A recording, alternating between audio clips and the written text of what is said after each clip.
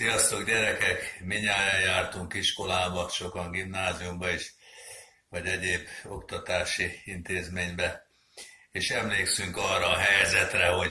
valakit ugye váratlanul felszólít a tanár felelni, az illető köztudomásúan nem olyan túlzottan aktívan szokott készülni, és akkor föláll, és mielőtt kívánna a katedrához felelni, hátrafordul a többiek felé, és mi súgjatok, súgjatok, súgjatok, ugye mondja hangtalanul, persze, hogy a tanár se vegye észre, és kivet úgy, hogy teljesen halvány, sejtelme sincs az anyagról, és ugye a többiek persze próbálnak minden erőfeszítésükkel, együttérzésükkel segíteni rajta, szájmozgásról nehéz leolvasni, meg hát általában egy feleletre hosszabb összefüggő előadást vár a tanár. Mondjuk előfordulhat, hogy valaki készült, és hirtelen fölhívják, nem is számított rá, és akkor egy ilyen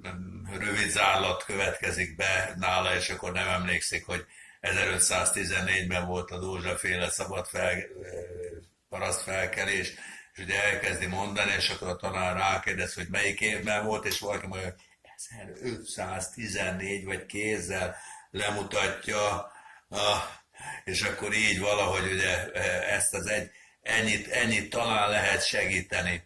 egy feleletnél súgással, de egyébként olyat még sose láttam, hogy valaki nem készült semmiből, és utána súgással ötös lett volna. Nagyon ritkán előfordul az, hogy valaki súgással átmegy kettessel. Na most a tibeti halottas könyv, a Bárdó Tödól, amit a nagyszerű Padmasambhava vetett papírra, akit Tibetben szentként tisztelnek. Hát ennek a felhasználása is egy kicsit ugye a súgásra hasonlít, hogy valaki meghal, és akkor utána súgunk neki, próbálunk súgni neki a halált követő feleltetés vagy vizsga alkalmával. Csak hát ugye ennek a halottas könyvnek igazából nem is az a rendeltetésszerű felhasználása. Lehet persze, és nagyon szép dolog az együttérzés, és ugye minden felelőnek jól esik, hogyha próbálnak súgni az osztályból, de igazából azért kellene ezt a halottas könyvet mindenkinek elolvasni, hogy rádöbbenjen arra, hogy miből lesz a számonkérés, és hogy fölkészüljön a tananyagból. Mert ugye hiába, még ha be is magolja valaki a tibeti halottas könyvet, és ugye fejből tudja, hogy milyen állomások jönnek, először jön a fényt azt össze lehet téveszteni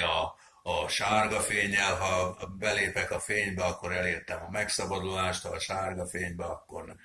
nem. Utána jönnek a békés istenségek, haragvó istenségek. Most aki az ítélkezés tudatában hal meg,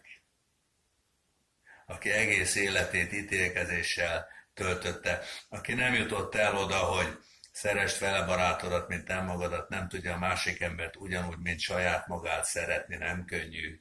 lecke ez persze,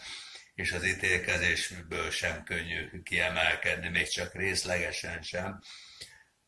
Ha sajnos törvényszerűen fog a békés istenségekkel és haragú istenségekkel találkozni. Persze a súgás az lehet,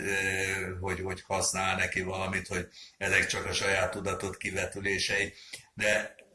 aki nem érte el azt a szintet, hogy belépjen a fénybe, az sajnos annak csak egy villanás az egész, és az nem tudott gyönyörködni benne, és nem tud szép lassan beleolvasni. Tehát mindenkinek ajánlom olvasmányként a tibeti halottas könyvet, aztán ajánlom a Szögyel Rinpoche könyvét, a tibeti könyv életről és halálról, mert az a halottas könyvnek egy lájtosabb, könnyebb, emészthetőbb könyvmagyarázata, hogy a Tórának a Talmud, mondjuk, így lehetne egy hasonlatot mondani. És ajánlom a neten található filmeket a tibeti halottas könyvvel kapcsolatban, de legfőképpen azt ajánlom, hogy keressük Isten országát, és Jézus tanítása elvezet a megszabaduláshoz, csak következetesen be kell tartani. Tehát arra kell törekedni, hogy elérjük azt, hogy a Jóisten legyen az első helyen az életünkben, a fele barátainkat ugyanúgy szeressük, mint saját magunkat, legyünk könyörületesek, segítőkészek, türelmesek, toleránsak, ha arcul ütnek, ne vágjunk vissza,